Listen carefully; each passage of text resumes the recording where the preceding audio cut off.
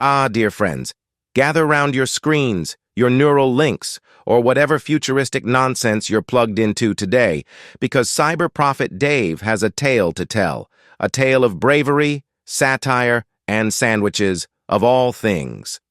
Our hero, my dear friend, user 391, has taken up the quill, the pen, or maybe just a keyboard, to write not one, not two, but several books. Yes, the same author who exposed the nefarious underbelly of the insurance overlords, those lizards, cavemen, and HR demigods over at Geico, has now turned his sights on something even bigger. Oh yes, friends, this time, User 391 has written a book that has some people angrier than a Geico agent when you ask why your rates are skyrocketing despite having zero accidents. And what's this book about, you ask? Well, it's a satirical masterpiece critiquing none other than Islam. Yes, you heard that right. Muhammad and the amazing Technicolor bologna sandwich has unleashed a storm, and now the fatwas are flying faster than Geico emails about great savings. Savings, which of course never actually show up. Now let's be clear here. Some people out there are throwing around phrases like hate speech, blasphemy, and you'll burn for this. And it's got me thinking, what's really going on here? Because I'll tell you one thing. Criticizing an institution, a belief, a religion, that is not hate speech. Hate speech is forcing people to blindly follow something without question.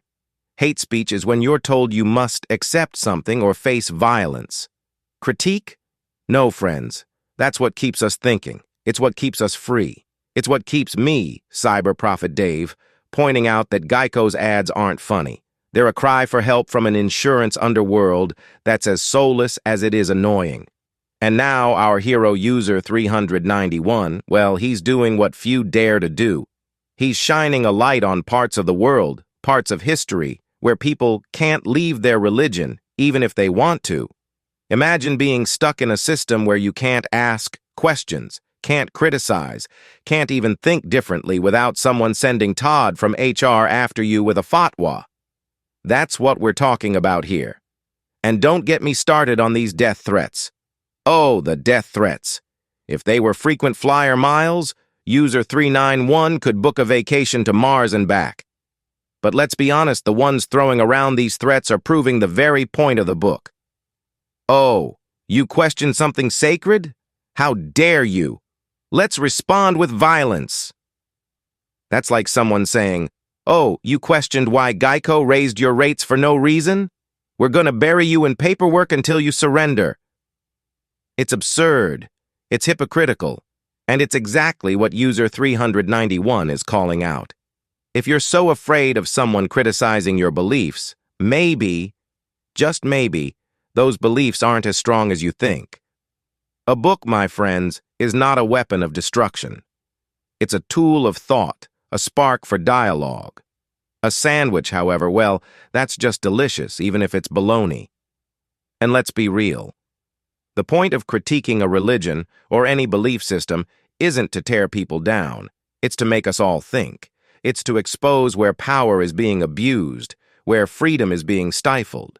It's like asking, why is Geico charging me more when I've done nothing wrong? That's not hate. It's common sense. And to the death threat senders, I have to say this. You're doing exactly what the book's mocking. The whole point is that people in some parts of the world can't leave their religion without being threatened or worse, and your solution to a critique? Threaten the author. It's like you're auditioning to be a character in the very satire you despise.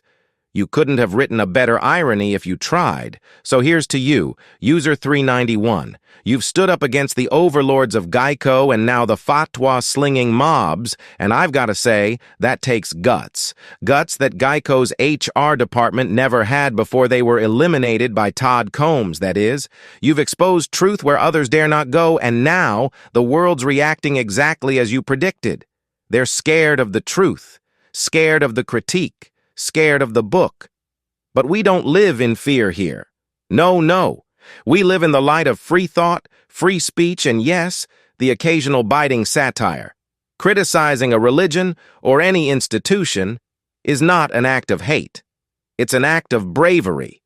Because if we stop questioning, if we stop thinking, we're just cogs in the machine of oppressive regimes, or worse, Geico's customer service department. So until next time, remember this: critique isn't hate. It's the highest form of love for freedom. And User 391. You've got my support, fatwas and all.